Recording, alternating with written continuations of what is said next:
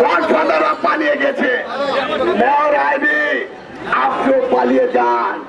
আপনি যদি পালিয়ে না যান, আপনি যেভাবে অতীতে বিএনপি নেতা কর্মীদের সন্ত্রাসী গডফাদারদের বিরুদ্ধে ভোট দিয়ে আপনাকে মেয়র বানিয়েছে, কিন্তু আপনি আওয়ামী লীগের প্রতিটি অপকর্মের দোষর, আপনি ভোটের দোষর, দুর্নীতির দোষর।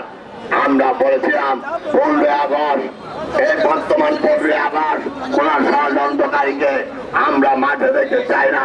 কোন আওয়ামী লীগ খুনে হাসিনার পেতাত্তারে আমরা মাঠে দেখতে চাই না। আপনি যেভাবে ষড়যন্ত্র মেতে উঠে যান, আমরা এই সমাবেশে বলতে চাই, আপনার দেশে পদত্যাগ করুন।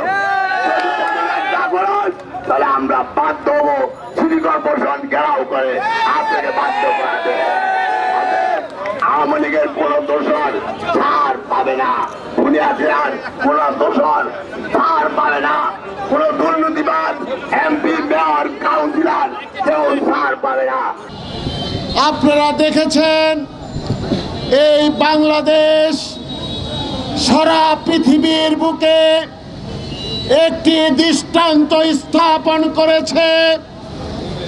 বাংলাদেশের ছাত্র জনতা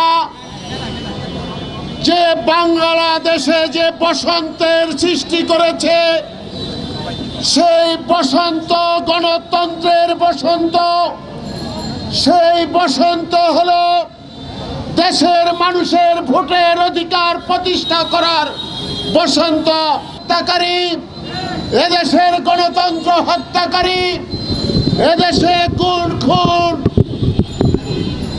খুনকারী এবং এদেশে দুর্নীতির মাধ্যমে বাংলাদেশকে পৃথিবীর বুকে আবার সেই তলাবিহীন ঝুড়িতে পরিণত করার সেই আওয়ামী লীগের প্রধানমন্ত্রী সহ সকল মন্ত্রী পরিষদের নেতা, এমপি এবং সকল হত্যাকারী সন্ত্রাসীদেরকে ধরে এনে তাদেরকে বিচারের আওতায় আনতে হবে।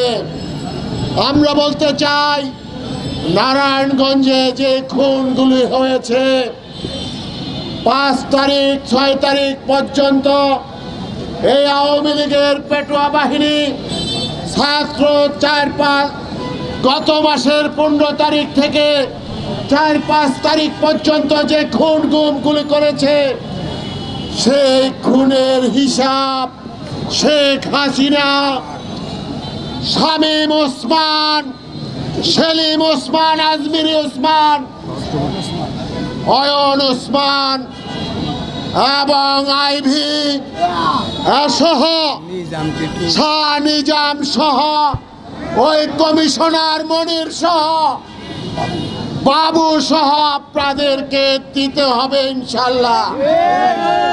আপনারা মনে করেছেন আপনারা বেঁচে গেছেন, হত্যা করে আপনাদের বিরুদ্ধে এখন পর্যন্ত মামলা হয় নাই। তার জন্য আপনারা আজকে এসে ছাত্র জনতার দাবির প্রতি বৃদ্ধাঙ্গুল প্রদর্শন করে মেয়র আইভি আজকে আপনি রাজপথে এসে যে ধৃষ্টতার পরিচয় দিয়েছেন, পলায়ন করে গোপনে, সেটার দায়িত্ব আপনাকে বহন করতে হবে।